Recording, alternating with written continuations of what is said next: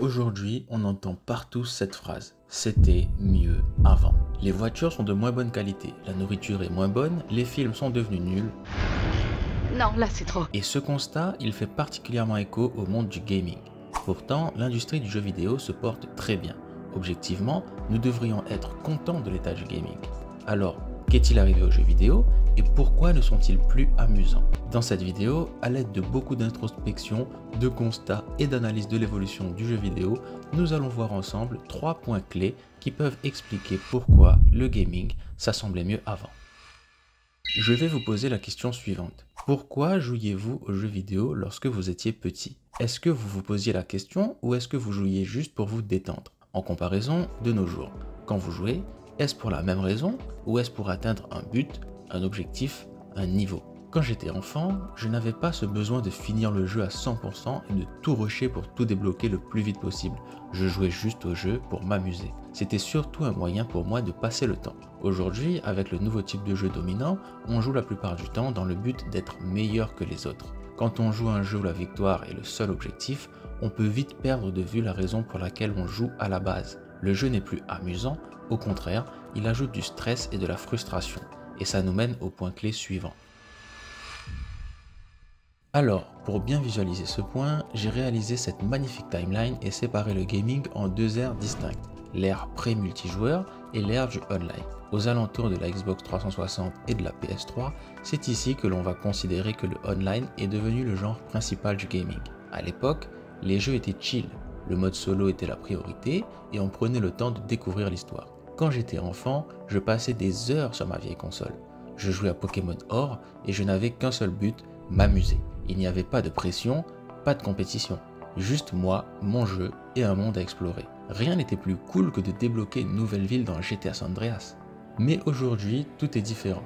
Quand on joue, c'est souvent pour atteindre un objectif, débloquer un succès ou prouver que l'on est le meilleur.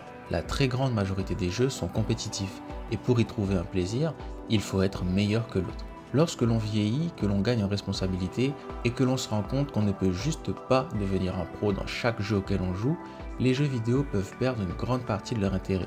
Car je le rappelle, nous sommes dans une méta qui veut que l'on soit compétitif. C'est de plus en plus prédominant avec l'essor de l'e-sport qui concorde avec l'explosion du marché du jeu vidéo.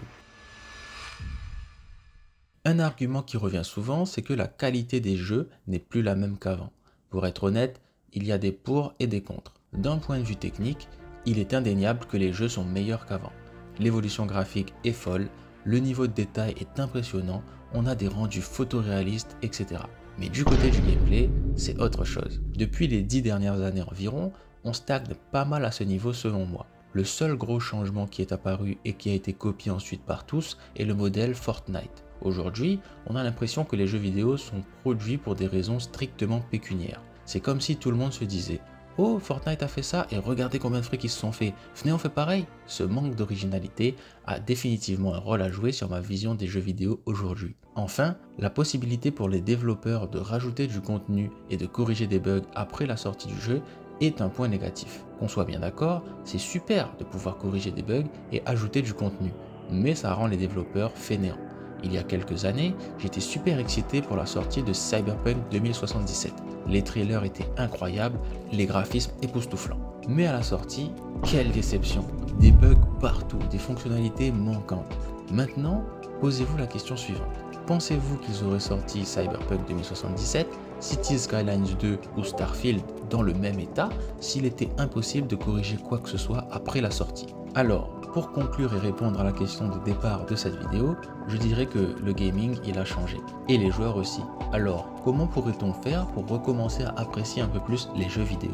Ma première suggestion est que si tu n'as que peu de temps libre, en fin de journée ou les week-ends pour jouer, considère des jeux solo ou de prendre moins au sérieux les jeux compétitifs. Enfin, joue à des jeux que tu trouves fun. Si aucun jeu récent ne te parle, n'aie pas peur de te tourner vers des jeux plus anciens, voire rétro.